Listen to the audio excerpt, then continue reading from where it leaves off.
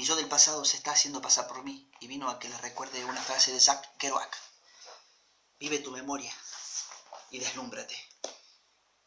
Bueno, como el yo del pasado también era muy respetuoso y muy educado, me saco el sombrero ante ustedes para hablarles de la consigna de los recuerdos.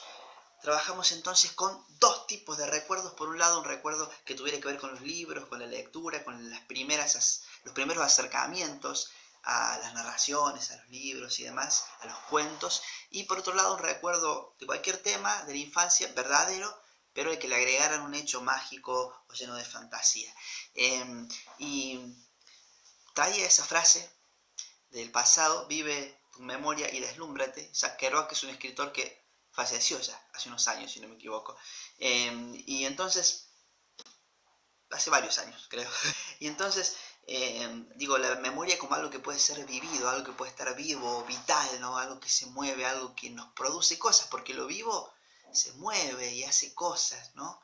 Y pensar que la memoria nos puede estar acechando, estar cerca nuestro para bien o para mal, y puede asombrarnos, deslumbrarnos, ¿no? También hay una frase de un psicoanalista muy famoso, Jacques Alain Miller. Él dice: hable usted de cualquier cosa y la hará existir.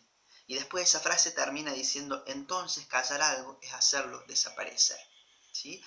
No bastan con que nos sucedan cosas, que todo nos suceden, sino que hay que contarlas.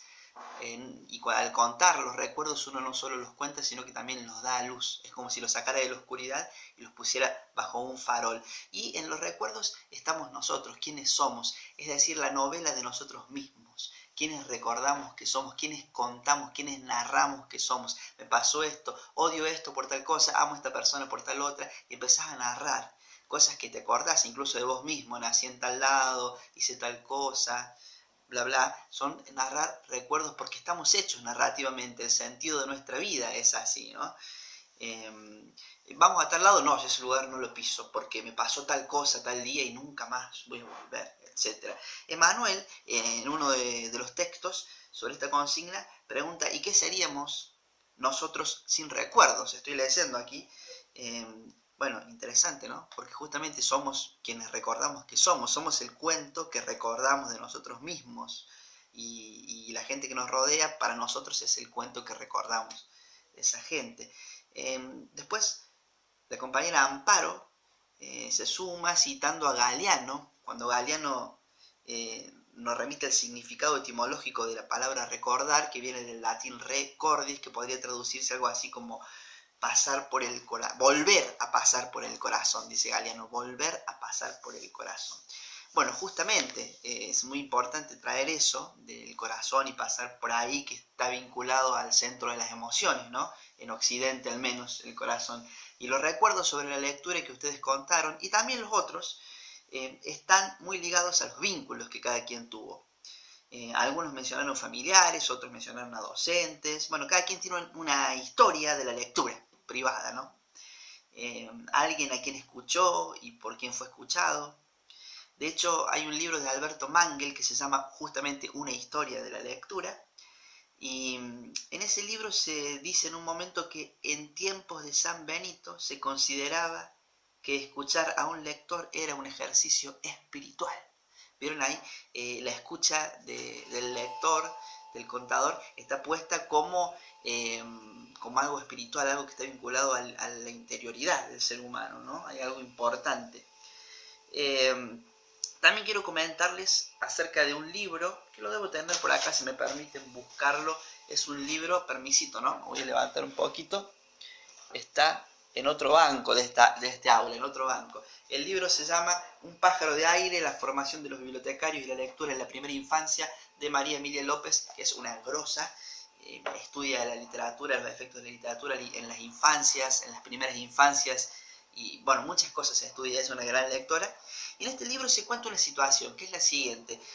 Unos padres que llevaban a sus hijos a un lugar, sus hijos pequeños, a que les narraran historias, y quienes estaban narrando eran narradores orales profesionales que se dedicaban a eso, muy bien formados, con cuentacuentos que contaban re bien.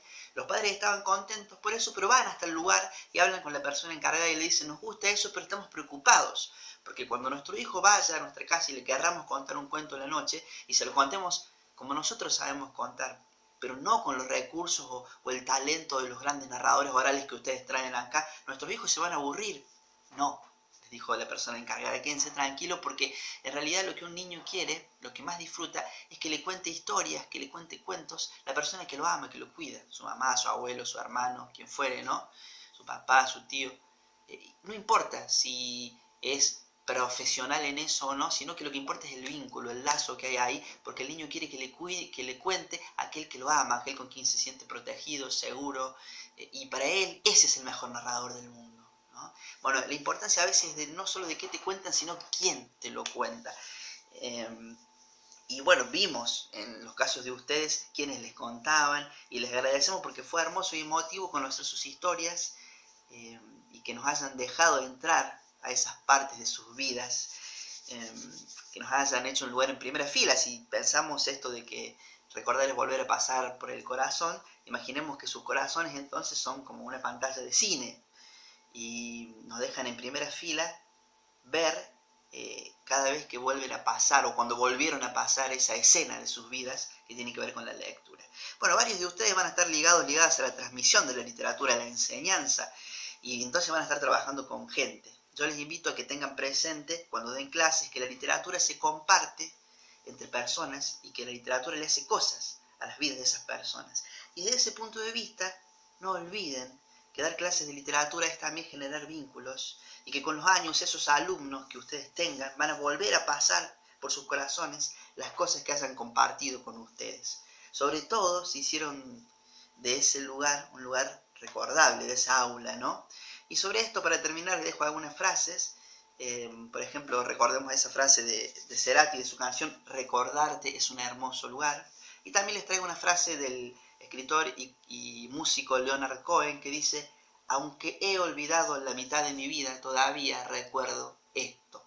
Hagamos de nuestras clases un lugar hermoso de ser recordado. Gracias por abrirse, por contarnos sus recuerdos de la infancia y por animarse a jugar e inventarle cosas, porque el pasado lo vamos inventando cuando lo vamos contando en parte, ¿eh?